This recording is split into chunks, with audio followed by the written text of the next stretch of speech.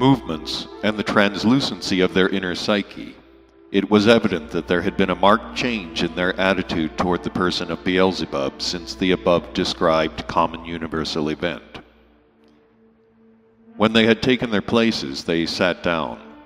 this time not with the unconstraint they had formerly shown. Then Beelzebub, turning to Hussein, said, "First of all, my boy, I give you my word that when we return home, unless any event from external causes independent of our essence will prevent this, I shall explain to you everything relating to the three-brained beings who have taken your fancy, concerning that which during this journey of ours on the ship Karnak I promised to explain, but which I have for some reason or other left unexplained. But meanwhile, if you have any question in mind that now needs explanation, ask. I warn you, however, that we have not enough time to reply in the manner that has become proper to our talks during all this time, and hence try to formulate your question in such a way that my answer also may be brief. By such a question you can even, apropos, once more show me to what extent your logical mentation has increased during my tales concerning the strange psyche of the three-centered beings arising and existing on the planet Earth." At this proposal of his grandfather, Hussein deeply thought rather a long time, and then, in an exalted mood, spoke as follows. "Sacred Podkolad and fundamental cause of my arising. Since the solemnity which has just taken place, when your sacred essence became coated with a corresponding visible exterior, and when thereby the whole of its significance, which cannot be perceived nor understood by all three-brained beings, became clear and even sensible to me as well as to every other cosmic unit, save yourself, every spoken word by you and every counsel of yours is taken by me as law. I must therefore strive with the whole of my presence to carry out the suggestion you have just made to me, and try, as well and as briefly as possible, to formulate my question. Sacred Podkolad, and cause of my arising. In order that the conviction formed in me during this time, owing to your explanation of the abnormalities proceeding on the earth, may become definitely crystallized in me, I still wish very much to have this time your personal and frank opinion as to the following. How you would reply if, let us suppose, our all-embracing Creator Endlessness Himself were to summon you before Him and ask you this: Beelzebub, you, as one of the anticipated accelerated results of all my actualizations,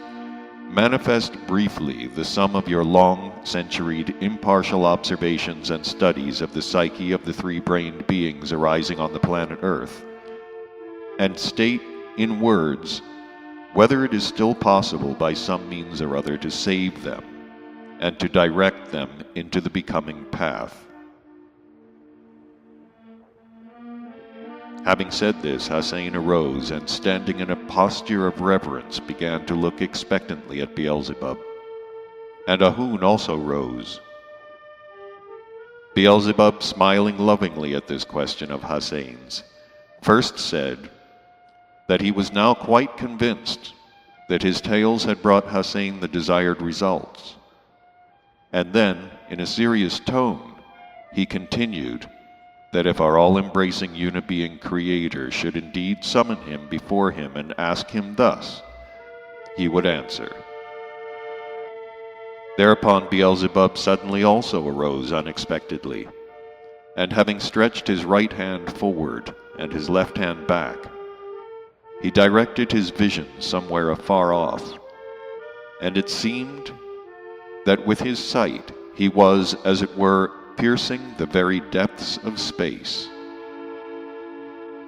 Simultaneously, something pale yellow began little by little to arise around Beelzebub and to envelope him. and it was in no way possible to understand or to discern whence this something issued, whether it issued from Beelzebub himself, or proceeded to him from space, from sources outside of him. Finding himself in these cosmic actualizations incomprehensible for all three-brained beings, Beelzebub, in a loud voice unusual for him, very penetratingly intoned the following words: "Thou all and the allness of my wholeness." The soul means now, for saving of the beings of the planet Earth, would be to implant again into their presences a new organ, an organ like Kundabuffer, but this time of such properties that every one of these unfortunates during the process of existence should constantly sense and be cognizant of the inevitability of his own death, as well as of the death of everyone upon whom his eyes or attention rests.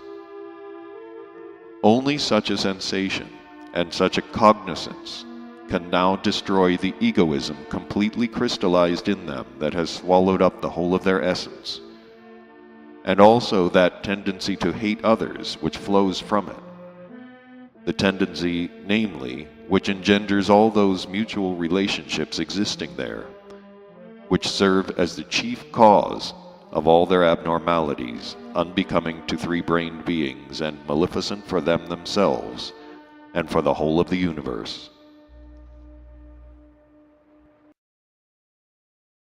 För jag är framme.